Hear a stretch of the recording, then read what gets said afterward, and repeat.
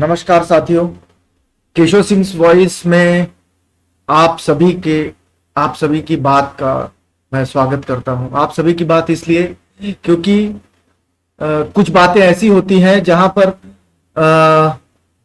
लोकतंत्र में पक्ष और विपक्ष दो तरह के लोग होते हैं। एक जो सरकार के बातों से सहमत होते हैं, दूसरा जो सरकार की बातों से असहमत होता है। तो हमें दोनों का ही सम्मान करना चाहिए, दोनों ही लोगों का सम्मान करना चाहिए। कारण दोनों की सहमति और असहमति के अपने अपने कारण होते हैं, अपनी अपनी वजहों को लेके वो उससे सहमत या असहमत होते हैं।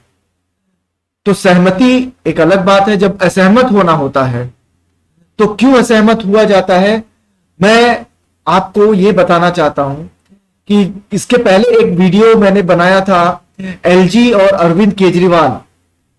एलजी साहब दिल्ली के गवर्नर, लेफ्टिनेंट गवर्नर और साथ में आम आदमी पार्टी की जो टकराव वहां पर हो रही है, उस पर लेकर मैंने एक वीडियो बनाया था। मैं डिस्क्रिप्शन में मैं दे दूंगा, वापस अगर कोई चाहे तो उसे देख सकता है, सुन सकता है। किस तरह से भारतीय जनता, एलजी हम कहने के लिए तो जो लेफ्टिनेंट गवर्नर होते हैं या किसी भी प्रदेश के जो राज्यपाल होते हैं, हमारे कॉन्स्टिट्यूशन में, हमारे संविधान में ये एक संवैधानिक पद है।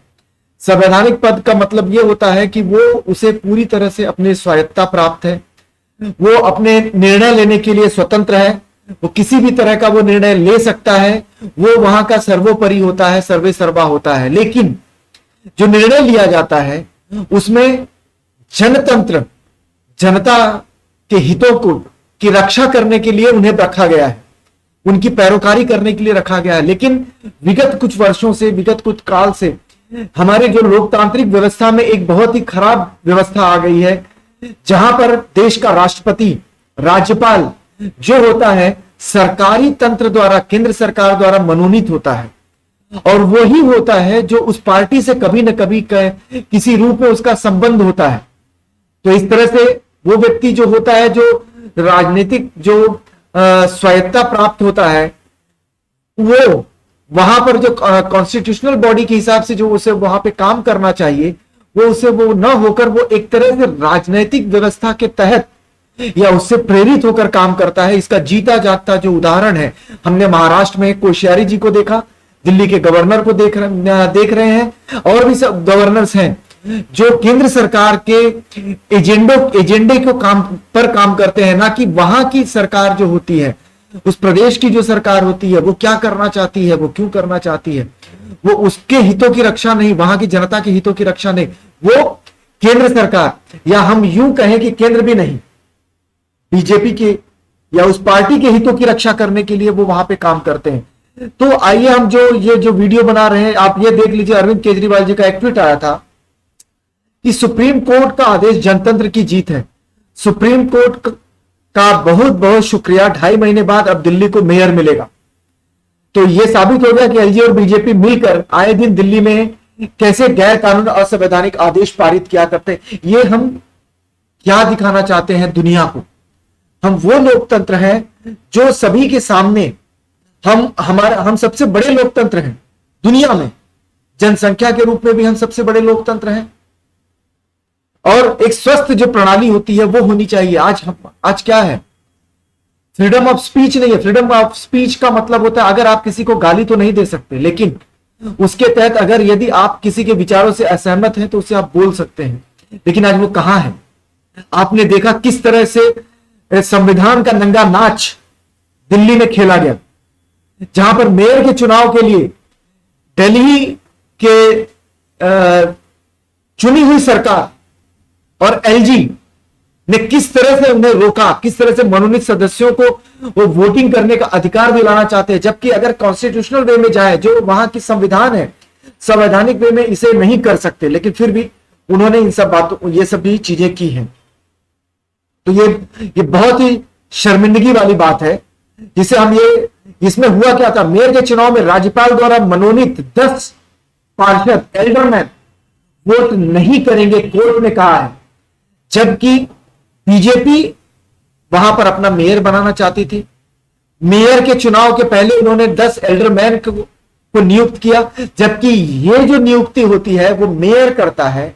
मेयर की नियुक्ति के बाद अब आप देख सकते हैं किस तरह से संविधान के परखच्चे उड़ाए जा रहे हैं।